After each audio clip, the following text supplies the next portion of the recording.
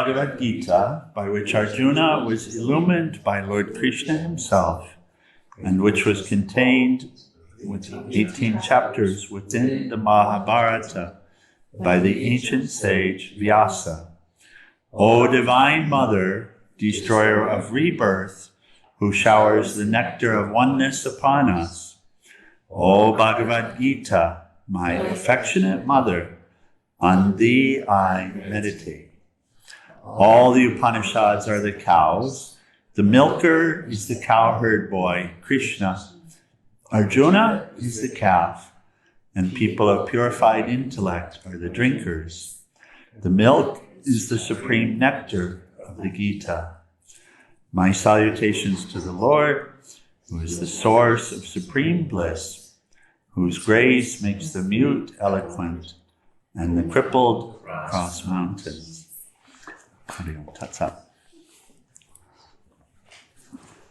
Okay, so we're still in the discussion about the divine and the demoniacal estates.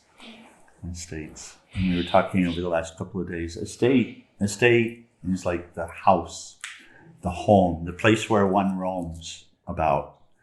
And of course, it's the mind, the mental estate. So we learn that heaven and hell are not really physical places, not really outer places. They're mental places. And of course, the outer place that we find ourselves in will be in suiting with the inner, with the mental place as well. So they're uplifted estates, which are the virtuous, which are, how do we say, concomitant, which are in accordance with virtuous thoughts and actions, selfless, and then the very limited estates, the places of anger and greed and hatred and lust and all of these, which are the hellish or the demoniacal tendencies. All of us in this human birth, we have both within us. It's possible to recognize where the two are headquartered, though. It's possible to recognize that it's the self-centered nature that is the home of the demoniacal tendencies, and that the God-centered nature, guru, whatever word we use, intuition, conscience, is the abode of the virtuous nature. And we've been discussing each of us. We're identified with this body and mind, but more specifically than that, we're identified with conscious mind, which is the discriminative faculty, the reasoning faculty, and also it's the chooser, as it were. It's how we make choices. So whenever we're considering choices, how many times a day are there choices? It's actually every moment. We might not recognize, but it's really every moment, because something happens every moment. And every moment there's a choice. There's a choice in terms of how to process it. There will be a habit. So if you enjoy a particular kind of food, that enjoyment from the food is based on a memory and a tendency. There's a tendency to enjoy it. The joy is not in the food. The good taste is actually not in the food. It's in your own mind. Everybody likes something different. So I share often that my favorite food used to be cheese puffs. and the joy in eating cheese puffs was not in the cheese puff. It had nothing to do with that whatsoever. It's some sort of a predilection within the mind, some sort of a preference system that was built up within the mind. some sort of relationship between identification and pleasure and pain and all of this somehow emerged. And then, but say whatever it is, say it's pizza, say it's vindaloo, anything. So when there's a smell of it, of the food, salivation can start to happen. Yeah, we notice. But still there's a choice. Even though salivation is starting to happen, and even though there's an assertion from within that I'm hungry, you see there's still a choice.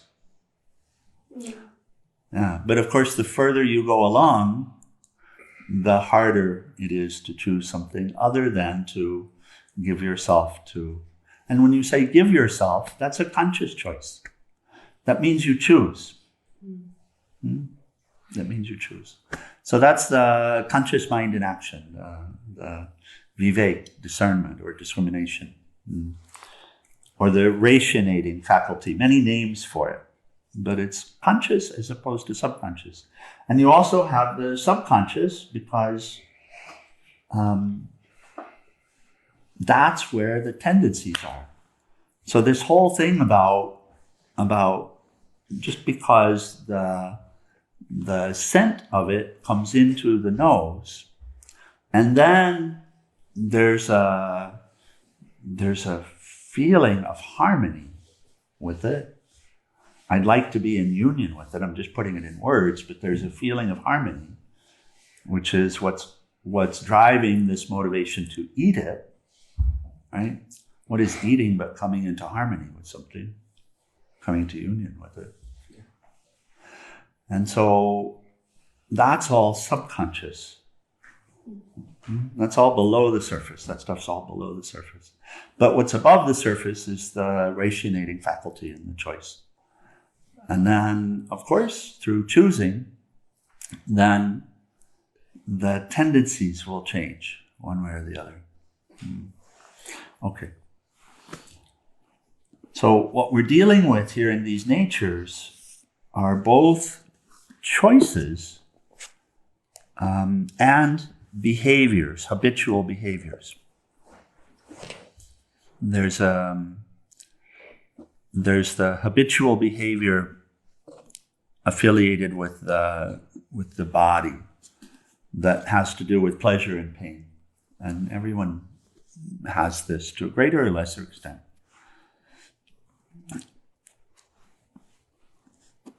And what we're seeing here is that when one chooses to honor that above duty or above selfless action, that's a putting oneself first, which is called, of course, selfish behavior, and that is always considered to be, oh my God, I hate to use the word sin because it has all these connotations, but when we understand that sin is simply that which separates you from happiness, then it's not like the connotation. It really shouldn't be used in a judgmental way against yourself or against anyone else. But if you can take the judgment aspect out of it, it's actually a good word. Because it means an action, a thought, a word, or an action which separates you from truth or separates you from happiness or separates you from God. But since we don't know what God means, then we can just say happiness. And that's a perfectly good word to use. But happiness is not something in an object. Happiness is your own true nature. It's that deepest nature. Oh. So picking up on the discussion where it's sutra or shloka 18. This is where we ended yesterday. So there's still a choice, but the choice is, if there's a predominance of virtuous or the divine nature, then even though the demoniacal or the self-centered nature might still assert there's a tendency to choose the other. Is it right? But of course, here we've moved into, as of day before yesterday, we've moved into Lord Krishna explaining the demoniacal nature itself. And he said that each being has a tendency towards one or the other. Yes. And since there's everything here, then of course we have those that are hard on demoniacal. Yeah, and that's being discussed today, that part of it. And then we'll move on from there. This is really a pretty short discussion, but the whole discussion in this chapter. And then there are those that are full on in the light, and we call them saints. Where the mind has been, where sattva has been cultivated, and the mind has become quite sattvic, and the truth has come to be known, and one has resolved to live in the truth. And that's still conscious mind choosing one direction or the other, the path, what's said to be the path of the good or the path of pleasure, pain. So here's where we ended yesterday. Given over to egoism, that has a connotation with it, right? I give myself to. Yeah? Does that make sense? Embrace it. Yes. Yeah, I embrace it. I give myself to it. Yes. I give myself to you. I give myself to what? The ego notion. Yeah. And so I give myself to everything that's born of it. So given over to egoism, power, haughtiness, lust, and anger, which are all of the voices from which the ego notion will speak. You have to put yourself first. You have to take care of yourself. And there's nothing wrong with that. If we just knew what our self was, we would be fine. But this is not our self. This is. All of this is. If we were this limited being, that would be one thing. But of course, since we're not, the notion that we're this is a falsehood. So, given over to egoism, power, haughtiness, lust, and anger, these malicious people, and we become malicious when we've given over to that. Of course. Because now it's full on. Now the battle inside is gone one direction. And there's still a voice that says, stop, forgive. But we've covered it over. And we all have experience with this, by the way. And the experience with it is helpful to see it. I've shared with you one of these stories where it was just so obvious, because when I was practicing yoga, and I heard about vegetarian diet, but I loved my steaks and my fish and sushi in particular. Sushi was the biggest thing for me at that time. And I absolutely loved it. Now that's the raga dvesha. That's all about pleasure, pain, right? Not painful, pleasant. But of course it became painful if there was too much of it. But still, so what does that mean? I didn't want to listen. No, that's conscious mind. I didn't want to listen. I didn't want to understand. I didn't want to give it time. People would say something and I would hear it as blah, blah, blah, blah, blah. Right? Because I didn't have any interest in it. I'd chosen not to have any interest in it. Have you ever experienced that within yourself where you choose, I don't even want to hear it? Yes? So that was an answer it. in itself. Yeah, it is. It's a choice. You're avoiding it because it tells you right there. Yeah, but then You don't want so an answer. I didn't want an answer. I didn't want to listen. In some way, I said I wanted wisdom because I'd been suffering so deeply with depression. But then, okay, I couldn't help but. And so one day I asked the question inside, should I stop eating meat? I just asked the question inside, and immediately the answer came. from intuitive guidance. And it was clear, because generally speaking, intuitive guidance would be something that you don't want to do. If it's always sweet and always confirms what you're thinking, then check in on that.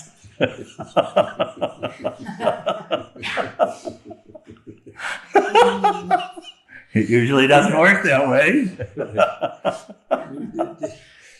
That's all. Right? Yeah. Because it doesn't speak from the place of a pleasure-pain mechanism. It's likely to assert that which is painful for you. Yeah. And so, okay. So I did. But I still loved my sushi, and I refused to ask if I should stop eating fish for a few months. Until finally one day I did. I knew what the answer would be. Of course. You had to listen this time. So therefore I did not want to ask. Because then I could continue to say, now this is a choice. Yes. For God's sakes, this is a choice I'm describing. See, when you get comfortable with yourself, you can rip yourself open and share all of it. You can take the clothes off and say, here we go.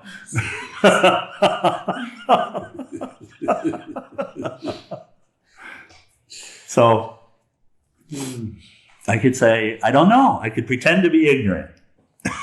Yes. Does that resonate? You don't have to admit it. And then of course one day I asked, and the answer came like a flash, of course. And so, but this is it. And also we get caught up in it. And when we get caught up in it, this is here as a warning. This whole chapter, it's here as a warning, because it's insidious. You know, I see it clearly. I see it's insidious, and it pervades more and more and more and more. Because pleasure and pain, that whole mechanism is very, very powerful. And it's very powerful. And it really seems like that's what happiness is about. Huh? It really seems that way. It's not. That's, yeah. So I can go all the way. And then Lord Krishna says, those malicious people hate me in their own bodies and those of others. So we end up in that place mistreating ourselves and others, and that's the capital itself. Here, let me pick up from this, from here. This one is Satchidananda on 19. Malicious, cruel, and so now you play it out. Malicious, cruel, and filled with hatred, these are the worst of humanity. Birth after birth, I cast such self-degraded evildoers into the wombs of those with demonic natures. Lord, which is inside, of course, Lord, the highest, wisdom, is seen to give us, each of us, exactly what we need. In terms of experience, exactly what we need. And when we're in this place, we need more of it. Until finally we blow up. Yeah. And in blowing up, and blowing up doesn't mean dead in terms of the end of life, but it means until we finally have the ability to see it. Now, you chose Amazing Grace this morning, and the story of the author of Amazing Grace is exactly that. You know, he was a slave trader, and he had been for many years, and he's one of the ones that gave into all of this, right? And he went to Africa. He took people who certainly didn't deserve anything and he killed people, he killed family members in order to get good slaves, and then put them on the boat and chained them down. He oversaw all of this, and then brought them to the New World, yes? Very nice. So completely given over to this, but also you can see how it goes. Yeah. You can see how it goes. So, but then that conversion on the boat in a storm, and so making that connection to the divine and realizing the reality and realizing how badly he had chosen, and experiencing that grace. So, and that ends up being what's required when we get so deeply into it. And we see, there's so many figures on the world stage now that we can see this with.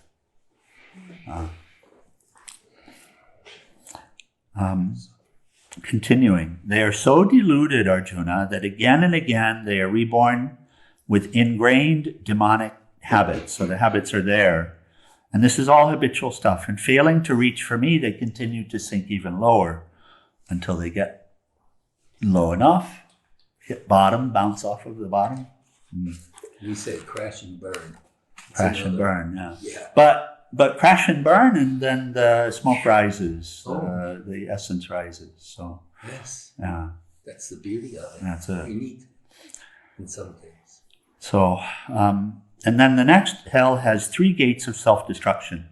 So there are 3 pathways to hell. This is what he's saying. There's a great song, great rock song, Road to Hell. What's the name of it? Highway to Hell. Highway to Hell. There we go. So Highway to Hell is 3 pathways, 3 lanes. The 3 lanes are lust, anger, and greed. Lust, anger, and greed. So longing after something, being angry with others, lusting after. So generally, the connotation with lust, of course, is sexual, but it's not just that. It's more power. Yeah. Really more power. And then greed, the desire to have. Therefore, Lord Krishna says, therefore, renounce them. And that's one way to look at what is renunciation. And then he gives I'll just read, he gives a lovely discussion. Swamiji sometimes in here, he will tell some stories, and this is one of those. He goes off a little bit on it. So he says, as with the divine qualities, one follows the other. Lust means craving for all sorts of sensual gratification. It need not be just one sense alone. It can be lust for money, for power, for name and fame. And if that gratification is interfered with, the person gets angry. If it's satisfied, then he or she is greedy for more, and there's no end. The more you fulfill lust, the more greedy you become. If anybody prevents you from getting what you're lusting after, you're angry. Lust, anger, and greed are all co-workers. It's very important for a seeker to know what is conducive to his or her development. Even before we attempt to know the truth, we should first know what's untrue. It's easier to see what's false. Truth is very subtle. God is difficult to know, but we can easily know what is not. That's why even the scripture tries to define the Supreme Brahman. It uses negative language, neti neti, not this, not that. You become a good seeker once you know well the nature of the world. If you know it well, you won't want it anymore, because usually the world or nature tries to pull you down, which is really a test. It's not trying to pull you down, but it acts as if it is. It is quite hard to bring a boulder up to the top of a hill, but to get it down, it only needs a small push. It will just keep rolling down. And that's nature's tendency, is to pull us down. So you may say, God created me as well as nature. Why should God create a nature that constantly pulls me down? It's here that we see the great importance of a human birth. Until its human birth, the soul passes through many other lives with many bodies of lesser intelligence. Gradually, the intelligence evolves and expands. It's like a seed slowly sending up its roots, sending small branches out, then opening up and unfolding, growing up and up until it brings forth another seed. And as intelligence opens, side by side, you will see the free will developing. At the human level, free will is completely unfolded. That is, you have been raised to a height where you don't need any more help. You've been taught all that is to be taught in your previous births. You've been given all the experiences that nature could give you, from the small blade of grass to a unicellular animal, and up and up. After achieving the human level, that cosmic intelligence, or God, says, okay, now I've taught you everything, and I'm going to test you. Isn't that fair? He said, isn't that fair? During the whole year, your teachers teach you in the classroom, and at the end of the year, they will simply pass you along to the next class? No. Test. To see if you've grasped what they've taught, they test you in the examination hall. I laugh sometimes when we talk about the Christian teaching. Of course, here we have with Master Swami Shivananda, we have the kirtan: serve, love, give, purify, meditate, realize, and it goes on: be good, do good, be kind, be compassionate, adapt, adjust, accommodate, and then this part: bear insult, bear injury. And as soon as you agree to bear insult and bear injury, as soon as you say, okay, I'm in, what happens? You get tested. You get tested. Sure. Now, why the test? Jesus says in the Bible, when one smites you on the cheek, what are you to do? Give the other cheek. Give the other cheek. So as soon as you say yes, what will happen? The other cheek. Yeah. Why? To hurt you? No. Give you what you asked for. Build strength. For what purpose? So you can learn from it. So that you can perfect. So that you can perfect. So that you can achieve what it is you set about doing.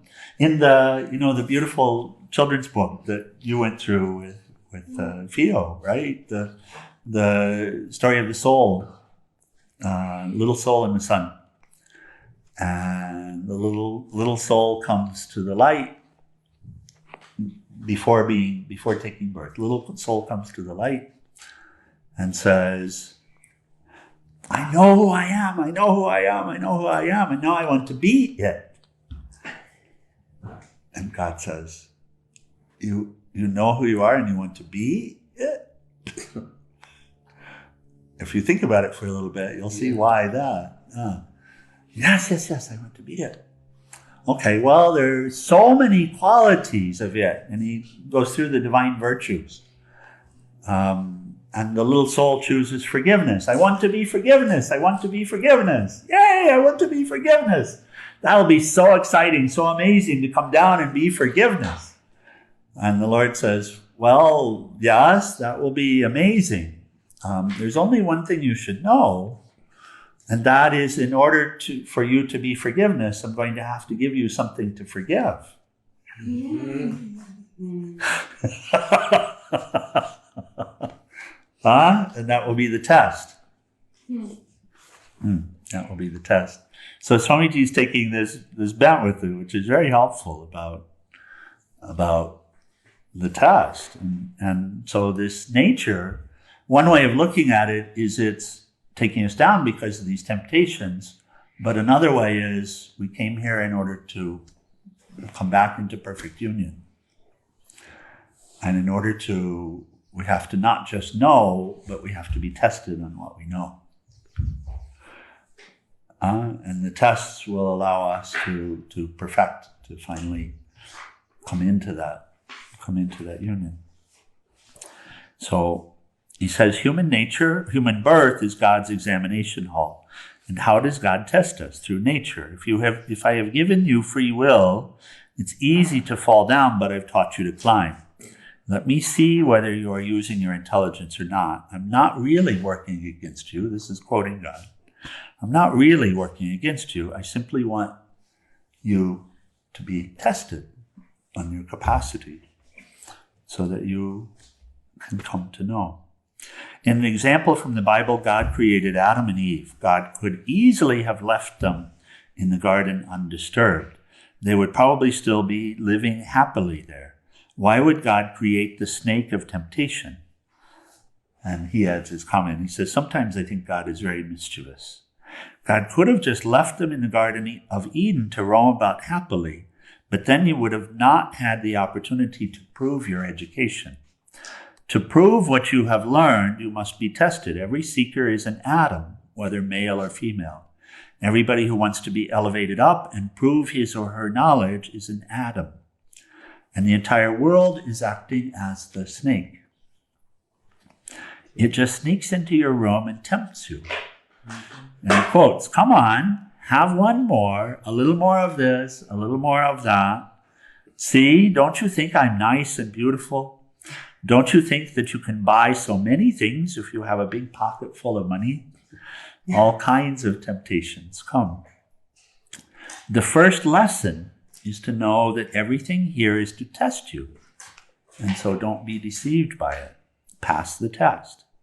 You don't need to hate the test or the examiner. Don't hate the examiner. Love him. Don't try to bribe him. If you bribe him, you deceive yourself. Don't hate the world, but know it will and say, this is just trying to pull me down. And so I'll stand up. Everything is tempting and testing you. You must be careful, be vigilant. That's why the scriptures talk about the dark side of life as well as the light. At least we will know what is not good. By knowing the gates to hell, we exercise our discrimination to choose the right path and go towards the supreme good. Hari Om Tat Sat. Any comments or questions? Anything? Oh, you got one this morning, Jai. Oh, that's awesome. Go take it with me. Thank you, Theo. Yeah, so great. I have a question. Yes. Beings of a demonic nature that choose this path, or as I understand, there's a tendency for one path or the other, or not necessarily path, but Well, what would be in a way, I mean, they're called path of dark or path of light or path of pleasure and pain, pleasure versus path of the good, like that. So, would they be in an ashram or religious or spiritual organization? often, sure, often. The other way you can relate to it is very strong ego, and ego is the feeling of separation, and therefore from that will come the need to validate oneself. And there are many ways to validate oneself. And again, it's just ignorance. So, we're really best to start by forgiving everyone, including ourselves. We can start with ourselves, but don't forget to forgive everyone else, because it's just ignorance. But in the mode of ignorance, when you feel incomplete, then look and see there's a need to complete. Yeah, it's primal. There's a need to complete. We can't deny it. It's just that we learn finally the only way to complete is to let go of the idea that I'm incomplete. Surrender. Fully and completely, and be done with it. But there's a positive way to say that, which is to surrender that which I took to be incomplete to that which is complete. Yeah. So surrender the little one to the big one, like that. But we have to learn that. So as long as we feel incomplete, and we don't know that, which is our situation when we take birth here, then whatever role we're placed in, then the ego assertion will be very strong. And the choices, even though we could be surrounded by teaching, look and see, whatever is said, we only hear it our way. So that's what the word perversion actually means, to pervert or to twist. And that is happening when we're following the self-centered nature. And so we're hearing according to our own ideas. Which, by the way, is why the teachings are given in so many different ways, because recognizing that we hear in our own ways, then the same thing will be said in countless ways. So it's a Said, demonstrated, etc., in countless ways. demonic path until one realizes that they're complete. Well, there are both forces inside. And so when one realizes that it's beneficial to be good and do good, that it's beneficial to cultivate and honor the virtues, that doesn't mean full-on self-realization. Mm-hmm. That's a little bit of knowledge. Mm-hmm. And therefore chooses to follow the path of light. Therefore chooses to cultivate the virtues. Therefore chooses to embody the virtues. I was thinking there's a difference between the knowledge of, the identification of, and the actual embodiment. There is. Of this, the practice, right? Yeah. There. There's a difference and there's not in this way. So you could say knowledge is in conscious mind, or I know. When this assertion is coming, it tends to be an ego assertion. But real knowledge, knowing that I should be forgiving. That's conscious mind. But there's going to be a tendency within the totality of this being not to be. And so now a test is given. And so the knowledge actually has to be perfected in order for it to be real knowledge. Then it has to be perfected through the test and the choices that are made. So it will have to be lived. And so that comes to, in the teachings, the highest teachings, there are 3 words that describe the process of learning. And it's shravana, listening, and then nididhyasana, which is to contemplate, to roll it around. And you do this a lot, to look at prior examples. You go back to when we talk about birth and death and all of this, you go and look at that time when you were dissecting, right? And so that's manana, that's reflecting on the teaching and comparing it to your prior lived experience. And then nididhyasana is living it now, practicing it now. So, and the 3 together in an iterative process, they lead to the blossoming of wisdom. It aligns with the hero's journey in the way. Perfectly so, yeah, absolutely. The full circle. It is the hero's journey, absolutely. Oh.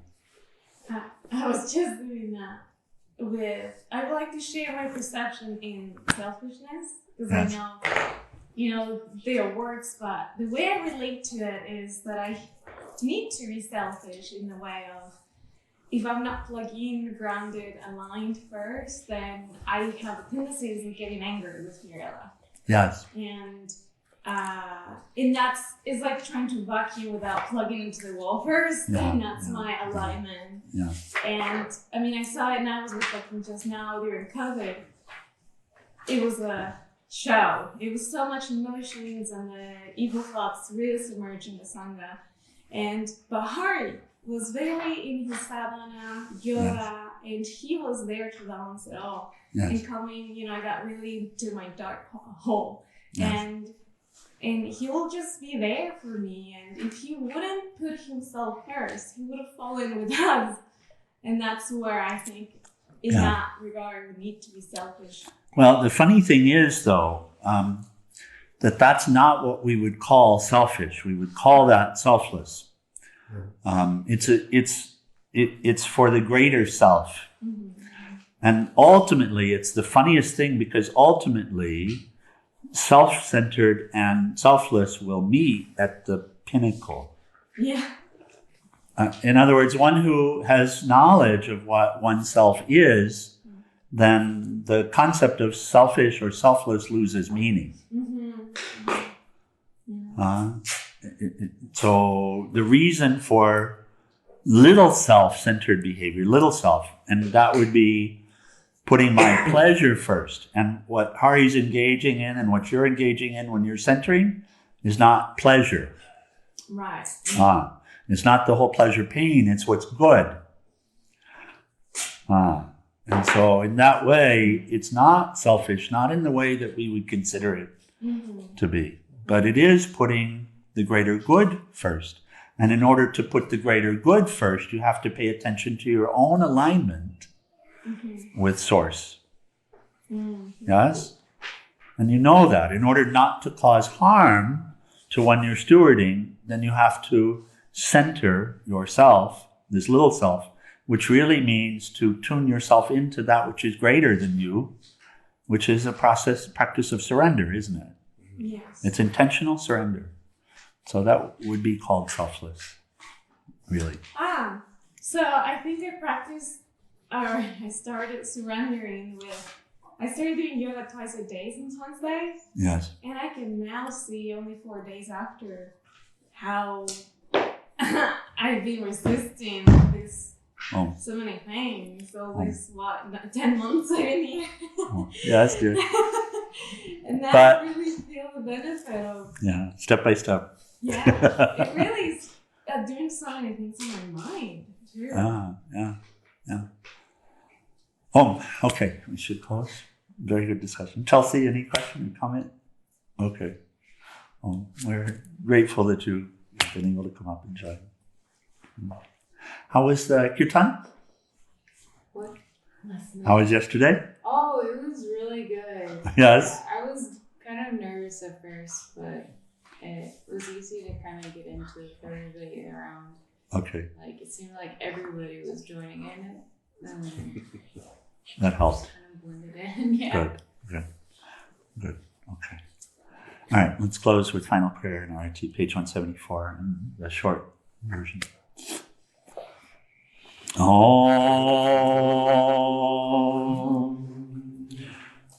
Trayambakam Yajamahe Sugandhim Pushti Vardhanam Orai Rukameva Bandhanan Mritor Mokshiyamam Mritat Om Trayambakam Yajamahe Sugandhim Pushti Vardhanam Orai Rukameva Bandhanan Mritor Mokshiyamam Mritat Om Trayambakam Yajamahe Sugandhim Pushti Vardhanam Orvai Rukmeva Bandhanan Mritor Mokshiyamam Mritat Om Shanti Shanti Shanti. O adorable Lord of mercy and love, let us abide in thee forever and ever. Humble Satguru Shivananda Maharaj Ki, and for all of the saints and sages of all the traditions. Okay, and we'll rise for RT. It's short RT, and that's 212. I think that starts on.